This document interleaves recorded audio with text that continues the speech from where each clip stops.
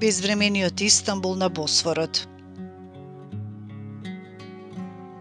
Истанбул, кој се викал и Константинопол, Цариград или Стамбул, а најчесто се нарекува и порта на истокот или град на два континента, е мегалополис каде што историјата и културата безпрекорно се испреплетуваат.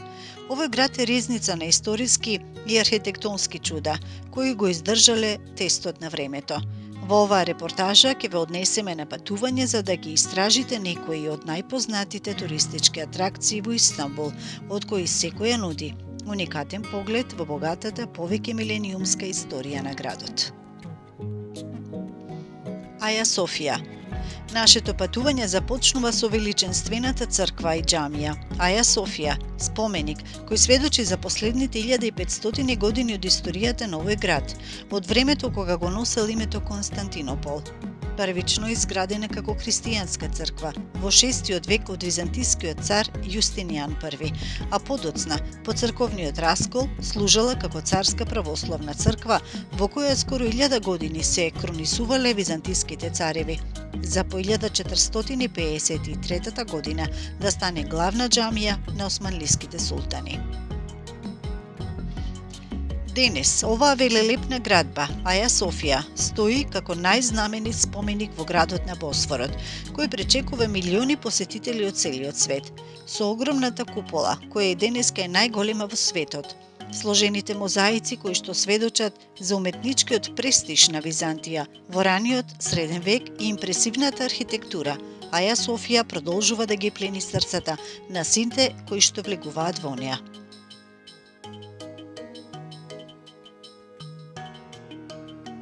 Официјално денес Аја Софија е џамија во која може да влезе секој и да се моли, па така еден дел од објектот е заграден и тука можат да се клањаат и молат на Севишниот Бог муслиманите, а секој христијанин исто така може слободно да се прекрсти и да се помоли на Бога, додека гледаат по величенствените мозаици кои до денес се сочувани токму благодарение на тоа што црквата стана џамија.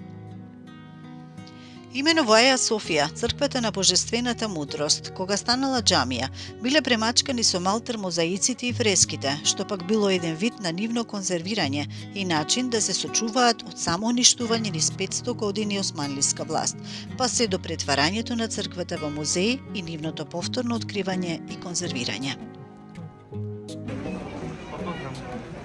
На мало растојание од Аја Софија се наоѓа сината џамија, позната по своите впечатливи сини плочки што ја красат низината внатрешност.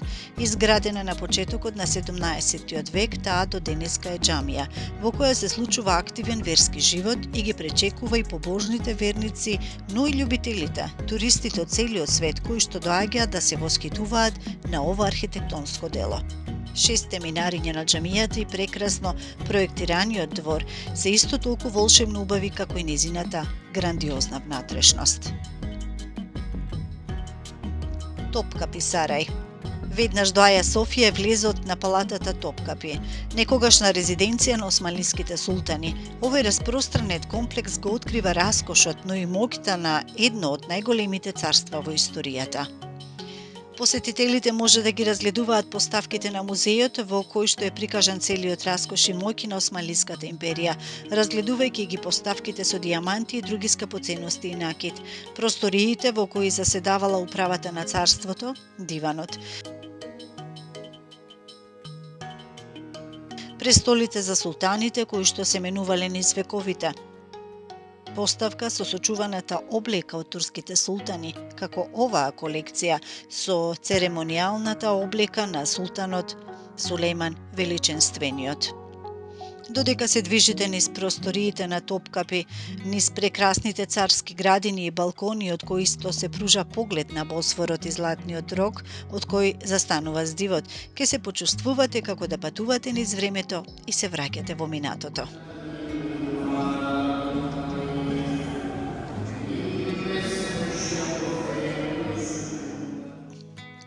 Во овој дворец и денеска се чуваат и религиски експонати, како сочуваните коски од раката на Свети Јован Крстител, па се до сандалите на пророкот Мухамед и делови од неговата брада, кои што се изложени во посебен дел на Топкапи, наречен Одаја на светите мошти. На оваа одаја и е дадено посебно внимание. Во неја постојано има свештено лице кое што пее молитви од Куранот на арапски јазик, а пред оваа одаја има посебно направена комора, во која низ овој отвор се фрла прашина која што се собира при чистење на одајата на светите мошти.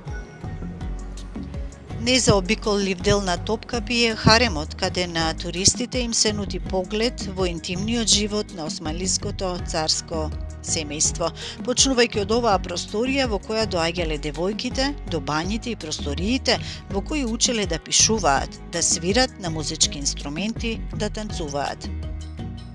Секако, тука можете да прошетате низ познатиот златен пат, ходник по кој оние жени кои што имале среќа да бидат забележани и посакани од султанот, биле одведувани до неговата спална соба.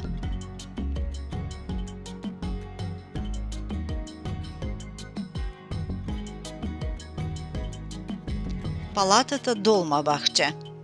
Движејќи се на запад по Босфорот, ќе пристигнете во палатата Долмабахче, неверојатен доказ за отоманската и европската архитектонска фузија.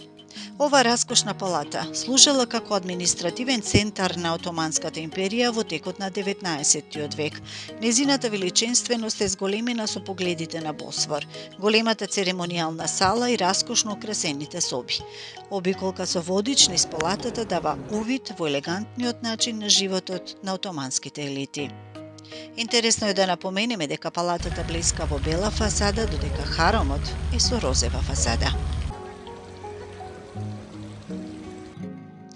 Кулата Галата. Кулата Галата високо стои издигната на истоимениот рид. Датира од 528 година, кога ја подигнал Јустинијан I.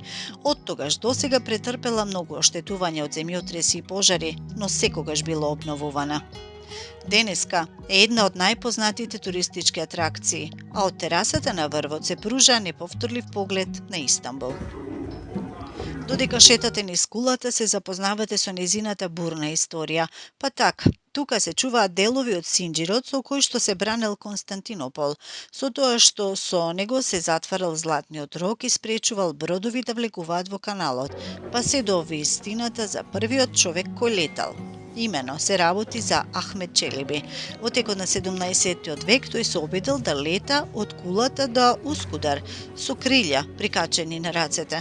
По неколку обиди, тој успеал во еден ден со помош на ветрот кој го одвел преку Босфорот до Ускудар.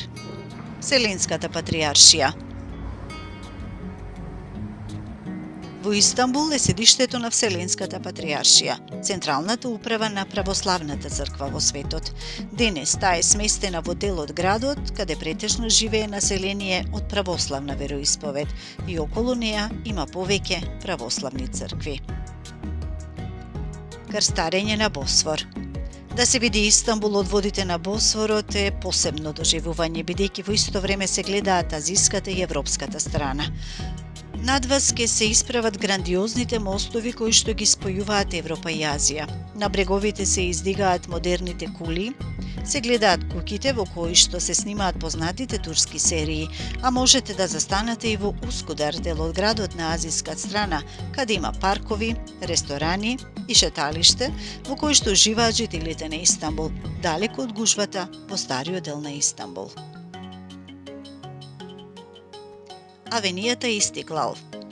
Нашето патување завршува во живописното срце на Истанбул, Таксим и авенијата Истиклал.